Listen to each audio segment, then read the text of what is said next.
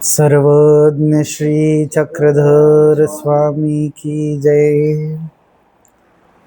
अन्नदानाच्या माहिती संदर्भात अनेकविध अन्नदानाचे जे पैलू आहेत ते आपण उलगडण्याचा प्रयत्न करतो आहोत. आणि आज पुन्हा एकदा या सदरात आपण उपस्थित झालेलो आहोत. आज एक प्रश्न उपस्थित केला गेला. कधी कधी काही कठीण शब्द असतात, ते कठीण शब्द बोलत असताना बोलले जातात, पण त्याचा नेमका अर्थ किंवा तिथे कुठेतरी प्रार्थनेत त्या संदर्भात येणारे शब्द आणि त्याचा कधी कधी न होणारा उलगडा तो सुद्धा अत्यंत महत्त्वाचा असतो. या दृष्टीने एका प्रार्थनेत आज एक शब्द आणि त्याचा अर्थ असा विचारण्यात आला की वंचकत्वाच्या संबंधात एकाईसाने वंचकत्व केले. आता वंचकत्व हा शब्द त्याचा अर्थ तर आपण पाहिला होता की वंचकत्व म्हणजे स्वतःचं राखून देणं, स्वतःचं साठी शिल्लक ठेवून मग देणं, याला म्हणायचं वंचकत्व. आणि मग त्याला एकाईसाचा संदर्भ नेमका कसा आहे तो आजच्या सत्रात आपण पाहणार आहोत. की पदार्थ असतानाही न देणं, या संदर्भात एकाईसाचं जे उदाहरण आहे ते परमार्गात प्रसिद्ध बोललं जातं की एकाईसाने ते वंचकत्व केलं. प्रसंग असा घडलेला होता की लखुबाईसा नावाच्या परमार्गात एक स्वामींच्या सन्निधानात एक साधक होत्या. त्यांना स्वामींच्या ठिकाणी काही क्रिया करायची होती, शीतप्रवेशन करायचं होतं.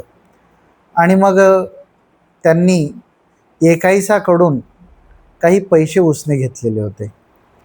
आता तिचे पैसे उसने घेतले, ती क्रियाही संपन्न झाली. परंतु झालं असं की एकदा एकाईसाला सारंग पंडितांसोबत वाराणसीला जायचं होतं. आता वास्तविक पहिला तर मुद्दा जायचं कुठं होतं? स्वामींचं सन्निधान सोडून वाराणसीला. पहिला मुद्दा तर इथेच ती योग्य जागेवर उभी नव्हती आणि पैसे नव्हते तिच्याकडे. आणि मग ती लखुबाईसाकडे आली आणि तिला म्हटलं की बाई, मी तुला त्यावेळेस पैसे दिले होते, ते पैसे मला आता पाहिजेत. आता लखुबाईसा म्हटली ठीक आहे, काही हरकत नाही, तुला पैशांची गरज आहे, तुझा अधिकारही आहे तो पैसे देण्याचा, घेण्याचा अधिकारही आहे, परंतु सध्या माझ्याकडे नाही, थोडं थांब, मी तुला काहीतरी कोणाकडून काहीतरी करते आणि ते आणून मग तुला तुझे पैसे वापस करते. तिने सांगितलं ते काही मला माहिती नाही, मला माझे पैसे आत्ताच पाहिजेत. म्हटले आता कुठून देणार मी तुला? शेवटी हे प्रकरण स्वामींपर्यंत येऊन पोहोचलं आणि लखुबाईसा स्वामींना सांगते, जीजी, हिच्याकडून पैसे घेतले होते, परंतु ते देण्यासाठी काही आता आहे नाही आणि ही माझ्याकडे आता मागणी करते. स्वामींनी मध्यस्थी केली. स्वामी सांगतात, बाई, तुमचे पैसे घेतले हे खरं आहे, परंतु आता त्यांच्याकडे नाही, आता त्यांच्याकडे येतील तेव्हा ते देतील. त्यावर ती काय ऐकायलाच तयार नाही. स्वामी सांगतात, बाई, स्वामींनी दुसरा पर्याय सांगितला की तुम्ही यांचे नाही, तुम्ही आमचे पैसे उसने घेतले असं समजा, कारण यांनी उपहार आमच्यासाठी केला, यांनी पैसे आमच्यासाठी, ते उपहार आम्ही ग्रहण केला, तर ते पैसे आमच्याकडे आहेत असं समजा आणि सध्या राहू द्या, आमच्याकडे येतील तेव्हा आम्ही देऊ. ती म्हटली, तेही आम्हाला माहिती नाही, तुम्ही देत असाल तर तुम्ही पण आत्ताच द्या. आता आली पंचायत पुन्हा. स्वामी म्हणतात, बाई, तुम्ही जो उपहारासाठी म्हणून ते द्रव्य दिलेलं होतं त्याचा लाभ आम्ही तुम्हाला देतो आहोत. त्या संपूर्ण उपहाराचं जे गोमटं आहे ते आम्ही तुमच्या पदरात टाकतो. हे जे पैसे आहेत त्या पैशाच्या मोबदल्यात किंवा त्याच्यापेक्षा अधिक जो काही मोबदला असेल तो अदृष्टपर जो लाभ होणार आहे तो आम्ही तुमच्या पदरात टाकतो. पण ती ऐकायलाच तयार नाही. ती म्हटली, नाही, मला तो लाभ वगैरे काही नाही, मला आत्ताच्या आत्ता पैसे पाहिजे.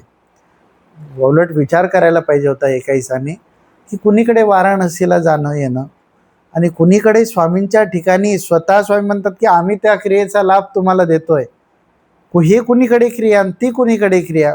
परंतु इकडे आपल्या विभागात एक शब्द म्हटला जातो की तिने तरकटी केली.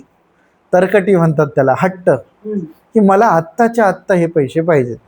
आणि असं म्हटल्यानंतर शेवटी स्वामींनी सुद्धा खंती धारण केली तिच्याविषयी. स्वामींच्या सन्निधानात आचार्य श्री नागदेव होते.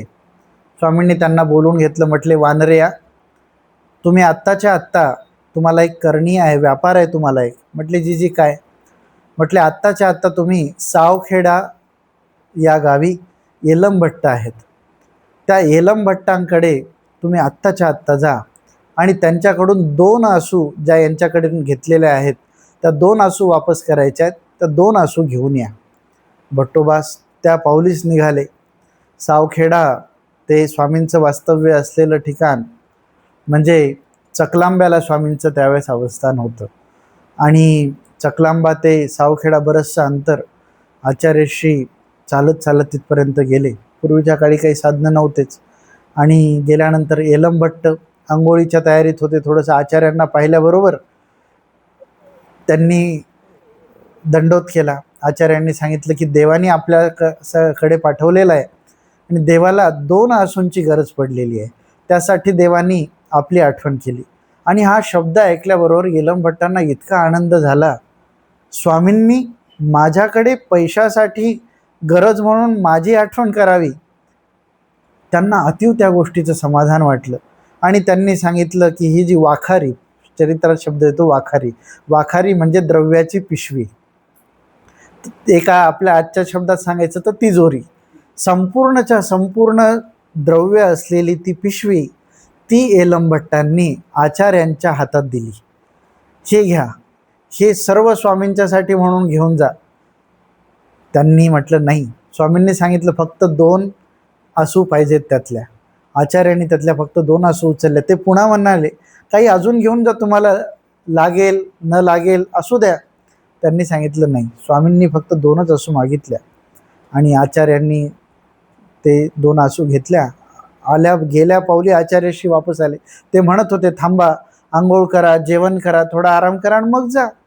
नाही म्हटले, देवाला फार अर्जंट पाहिजेत, खूप गरज आहे याची आता. आल्या पावली आचार्याशी येऊन पोहोचले.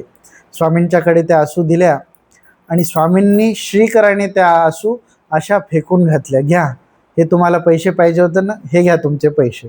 झाला तो प्रसंग तिथे संपला. आचार्यश्री इतका लांबचा प्रवास करून थकलेले होते, भुकेलेले होते आणि आचार्यश्रींना भूक लागली होती. आचार्यश्रींना भुकेलेलं पाहून स्वतः स्वामी म्हणतात, कोणाकडे काही खाण्यासाठी असेल तर द्या, आमचे वानरेश भुकेलेले आहेत. नेमकं त्या दिवशी एका ईसाने शिदोरीसाठी म्हणून काही पोळ्या केलेल्या होत्या आणि त्या पोळ्या तिच्या जवळ होत्या. समोरच तिच्या पोळ्या, देवालाही माहीत, देव तर सर्वज्ञच, पण स्वामी म्हणतायत की वानरेश भुकेले आहेत, कोणाकडे काही असेल तर द्या. पहा, वानरेश आचार्यश्री माणभाव पंथाचे पहिले आचार्य, इतकं मोठं पात्र उपलब्ध झालं. बरं, साधं नाही, नुसतं उपलब्ध नाही झालं, भूक लागलेली आहे. त्या दिवशी आपण पाहिलं, दुकाळी का भुकेलया थोर गोमटे, आणि ते पाहिजे त्यांना, आता गरज आहे, भूक लागलेली आहे. आणि नुसतं त्यांना भूक लागली असं नाही, स्वामी म्हणतायत की आमचे वानरेश भुकेले आहेत, कोणाकडे काही असेल तर द्या. परंतु एका ईसानं जे वंचकत्व केलं, ते वंचकत्व स्वतःचं राखून ठेवलं. एका ईसाने त्याविषयी शब्दसुद्धा काढला नाही की माझ्याजवळ पोळ्या आहेत, हे घ्या बा, याच्यातली एखादी पोळी घ्या. साधी माणुसकी म्हणूनही आपण त्याचा विचार करतो, परंतु एका ईसाने मात्र काय केलं, त्या पोळ्या शेवटी दिल्याच नाही. दुसऱ्या दिवशी प्रवासाला निघाली. शेवटी काय झालं की एका ठिकाणी प्रवासात रस्त्यात ती पिशवी ठेवलेली होती शिदोरीची. तिला एका कनिष्ठ वर्गातील, त्या काळी स्पृश्यास्पृश्य फार पाळल्या जायचं, आणि त्याच्या कोणाचा तरी स्पर्श झाला. शेवटी त्या पोळ्या त्या माणसाला शेवटी त्या देऊन टाकाव्या लागल्या. पण त्या पोळ्या काय झालं, इकडे भटोवासांच्या तर उपयोगी गेल्याच नाही, तिच्यासुद्धा खायच्या कामी पडल्या नाही. शेवटी ते वंचकत्व, आणि त्याच्याने स्वामी उदास झाले. स्वामींनी त्या गोष्टीची खंती स्वीकार केली. लक्षात घेण्यासारखा मुद्दा असा आहे की जेव्हा अशा पद्धतीची खंती परमेश्वर स्वीकार करतात, तेव्हा ती केवळ एका अवताराच्या ठिकाणी असते असं नाही. ती खंती त्या अवतारासोबत इतरही अवतार स्वीकार करतात.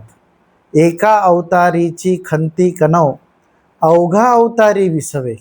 खंती सुद्धा आणि कनव सुद्धा दोन्ही गोष्टी आहेत. ती काय, इतरही अवतार स्वीकार करतात. शेवटी प्रसंग असा झाला, पुढे स्वामी उत्तरपंथी निघून गेले. सगळा मार्ग परिवार श्रीप्रभू बाबांच्या ठिकाणी आलेला होता. एके दिवशी एकाईसा तिथे आली. श्रीप्रभू बाबांच्या ठिकाणी काहीतरी सीत संपादन व्हावं म्हणून तिनं प्रयत्न केला. आबाईसाकडे गेली, मला काहीतरी श्रीप्रभू बाबांच्या ठिकाणी करायचं आहे. तिला आबाईसाने प्रतिसाद नाही दिला. ती म्हटली की जा माहीमभट्टांना विचार. माहीमभट्टाकडे गेली, त्यांनी दुसऱ्याकडं पाठवलं, त्यांनी तिसऱ्याकडं पाठवलं. तिला कोणीच प्रतिसाद द्यायला तयार नाही. पहा, खंती असली परमेश्वरच काय, साधनवंत सुद्धा प्रतिसाद देत नाहीत. कधी कधी असं होऊन जातं की बा दादांना म्हटलं होतं बाबा मार्गाला पंगत करायची, पण दादांनी काही प्रतिसादच दिला नाही. आपण पुन्हा पुन्हा विनंती केली पाहिजे.